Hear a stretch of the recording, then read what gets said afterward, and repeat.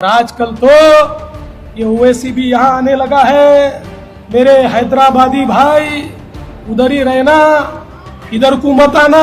फडणवीस, अब तुमको खुजली होगी अब जब मैं बोलूंगा यहाँ से। अब यहाँ पर आकर हमको धमकियां दी जा रही है।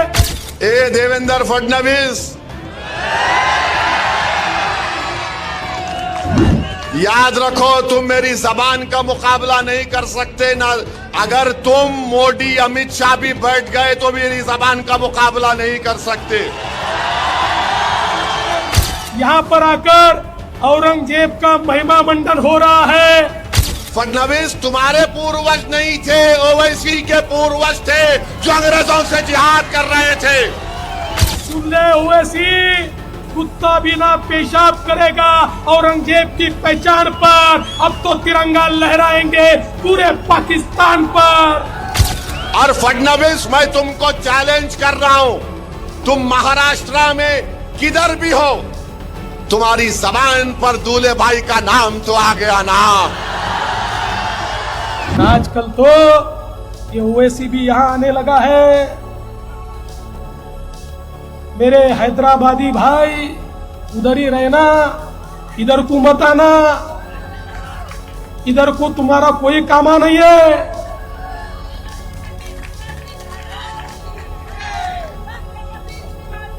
अरे भाई, मैं समझ नहीं पा रहा हूं ये क्या यहाँ पर हो रहा है।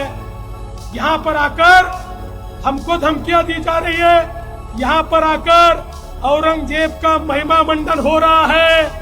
मैं बता देना चाहता हूँ, भारत का जो सच्चा मुसलमान है वो भी औरंगजेब को अपना हीरो नहीं मानता। अरे औरंगजेब तो आक्रमणकारी था, उसने हम पर आक्रमण किया था। इसलिए सुन ले ओवैसी, कुत्ता भी ना पेशाब करेगा औरंगजेब की पहचान पर। अब तो तिरंगा लहराएंगे पूरे पाकिस्तान पर। महाराष्ट्र के डिप्टी चीफ मिनिस्टर इस तारीखी शहर को आए थे और आकर गैर जरूरी मेरा नाम अपनी जबान पर लाए। हाँ, देवेंद्र फडणवीस बोले, सुनो ओवैसी, ए देवेंद्र फडणवीस, याद रखो तुम मेरी जबान का मुकाबला नहीं कर सकते ना। अगर तुम मोदी अमित शाह भी बैठ गए तो मेरी जबान का मुकाबला नहीं कर सकते। इन्हों क्या बोले, इन्हों क्या बोले, ए ओवैसी, वो क्या बोले, ये वोट जिहाद, धर्म युद्ध। हम इलेक्शन कमीशन ऑफ इंडिया से पूछना चाहते हैं, क्या ये जबान इलेक्शन के कानून के ताबे है या उसके खिलाफ है? इलेक्शन कमीशन ऑफ इंडिया जवाब दो। ये महाराष्ट्र के चीफ इलेक्टरल ऑफिसर से हम पूछना चाह रहे हैं, मेरा नाम लेकर जिहाद का नाम लिया जा रहा है, धर्म युद्ध का नाम लिया जा रहा है, क्या ये इलेक्शन कानून के खिलाफ नहीं है? क्या ये मॉडल कोड ऑफ कंडक्ट के खिलाफ नहीं है? ये लोकशाही है, जमहूरियत है, यहां पर धर्म युद्ध और जिहाद कहां से आ गया फडणवीस? खैर, तुमने बोला, अब तुमको खुजली होगी अब जब मैं बोलूंगा यहां से। अब सुनो देवेंद्र फडणवीस, तुमने कई एमएलएस को खरीद लिया, चोरी कर ली, तो तुमको क्या बोला जाए, डाकू बोला जाए या चोर बोला जाए? तुमने महाराष्ट्र से एक ड्रग पार्क का प्रोजेक्ट आ रहा था 3000 करोड़ का, टाटा एयरबस का प्रोजेक्ट 22,000 करोड़ का महाराष्ट्र को आ रहा था, वेदांता फॉक्सकॉन का 1,55,000 करोड़ का प्रोजेक्ट आ रहा था, मेडिकल की इक्विपमेंट बनाने का प्रोजेक्ट आ रहा था 4,024 करोड़ का। अरे देवेंद्र फडणवीस, तेरे को इतनी हिम्मत नहीं हुई तो रोक दिया उसको, गुजरात कहीं को जाने दिया रे? हाँ, 1,80,000 करोड़ का प्रोजेक्ट महाराष्ट्र को नहीं आया, गुजरात को चले गया। क्यों तुम तुम्हारे पप्पा जी से डर गए थे मोदी के? ये फिर आप देखो।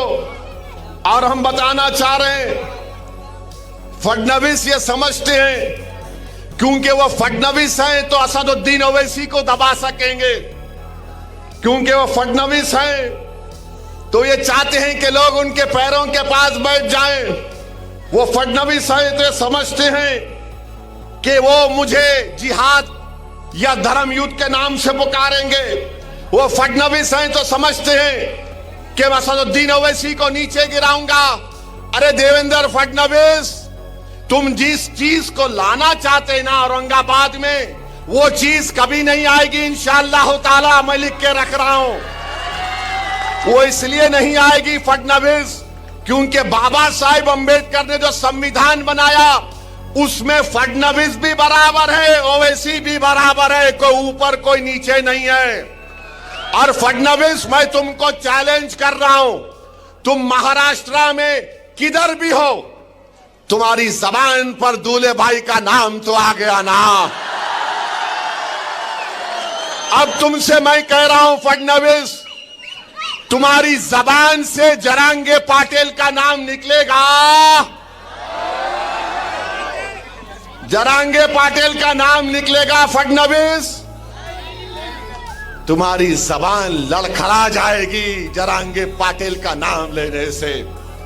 बोलो, हिम्मत है तो बोलो फडणवीस, जरांगे पाटिल बोलो। तुम नहीं बोलेंगे? बोलेंगे नहीं नहीं ओवैसी बोल सकता हूं, दूल्हे भाई है, मेरे भाईजान है, बोलूंगा।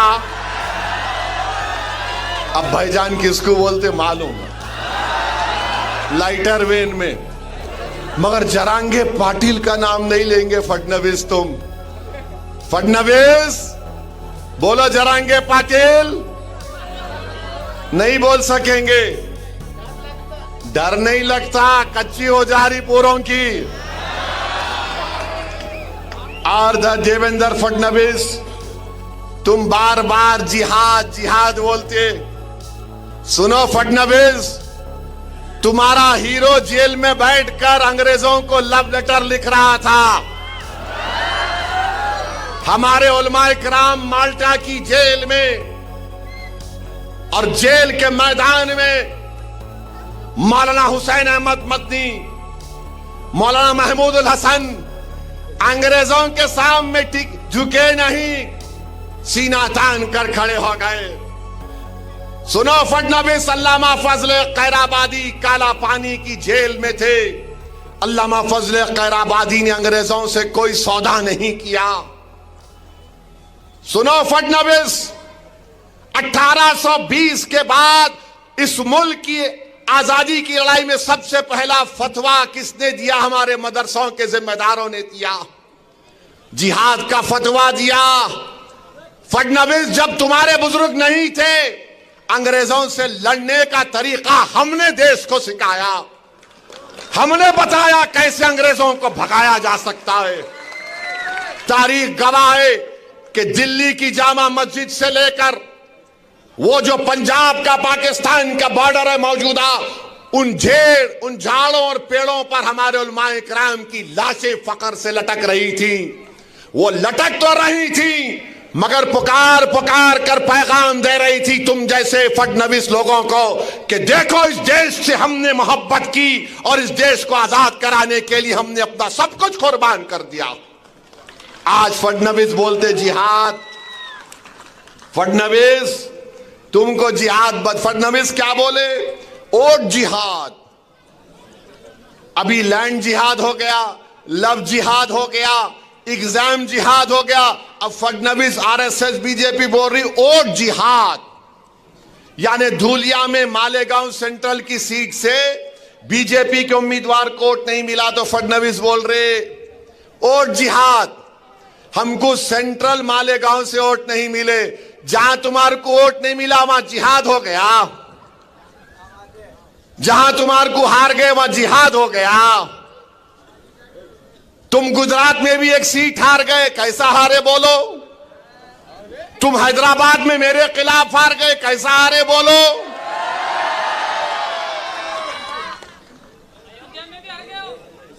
अयोध्या में भी हार गए। अम्मा अब नहीं बोलता, इससे आगे मैं। बोलो फडणवीस कैसा हारे? मोदी की मेजॉरिटी कितनी कम हो गई? बहुत कम हो गई मोदी की। कुछ भी अच्छा नहीं बना रहे उन्होंने। अब बोलो, मगर मेरे भाई मालेगांव सेंट्रल की बात फडणवीस ने की। 1818 में अंग्रेजों और मराठाओं की जंग हुई थी, तीसरी जंग। मराठाओं की फौज में मुसलमान थे। कौन सी तारीख को? 1818। फडणवीस तुम तारीख में वीक हो, तुम्हारे को नहीं मालूम, तुम हिस्ट्री नहीं जानते। कुछ भी नहीं जानता, छोड़ो उन्हें। तो 1818 में अंग्रेजों के खिलाफ मराठाओं ने जंग की थी और उस जंग में मुसलमान थे। मुसलमान मालेगांव के किले पे खड़े हो गए और अंग्रेजों को से मुकाबला किया। उसमें 30 से ज्यादा सिपाही शहीद हो गए और अंग्रेजों को, उन मुसलमानों को जो मराठाओं की फौज में थे, 36 तोपों को इस्तेमाल करना पड़ा। 8000 गोले गिराए, 35,500 गन पाउडर इस्तेमाल करना पड़ा। फडणवीस ये वो मुसलमान जो मराठाओं की फौज में मालेगांव के किले में खड़े हो गए थे और अंग्रेजों को मुकाबला किया। फडणवीस तुम्हारे पूर्वज नहीं थे, ओवैसी के पूर्वज थे जो अंग्रेजों से जिहाद कर रहे थे।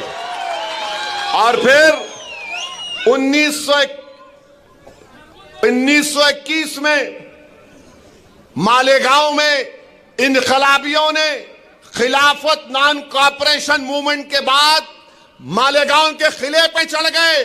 अंग्रेजों का झंडा हमने निकाला, फडणवीस तुम्हारा हीरो नहीं निकाला। हमारे बुजुर्गों ने झंडा निकाला, मालेगांव शहर को कब्जा कर लिया और उसके बाद अंग्रेजों ने क्या किया? बोलो फडणवीस, मरने वालों में, शहीदों में तुम्हारा नाम था या ओवैसी के बाप दादा का नाम था? बोलो नाम क्या था? सुनो फडणवीस, शहीदों का नाम जिन्होंने 1921 में अंग्रेजों का झंडा निकालकर हिंदुस्तान के झंडे को लहराया। शहीदों में नाम सुलेमान शाह, इस्माइल अल्लाह रखा, शाहीन बिकारी, शाबान बिकारी, बुद्धू, फरीदास, अब्दुल गफ्फार, ये तमाम को फांसी पे लटका दिए फडणवीस। तुम्हारा हीरो अंग्रेजों को लव लेटर लिख रहा था, I love you, I love you. हम आई लव यू नहीं बोले अंग्रेजों को, हम बोले वी हेट यू। तुमको निकलना पड़ेगा भारत से। तुम आकर हमको जिहाद सिखाओगे फडणवीस? अरे तुम जिहाद का जे नहीं जानते, तुम हमको क्या पूछ रहे हो? और हमारे बुजुर्गों ने अब्दुल्ला खलीफा, मोहम्मद हुसैन, इन लोगों को भी जेल में अंग्रेजों ने मार मार कर शहीद कर दिया।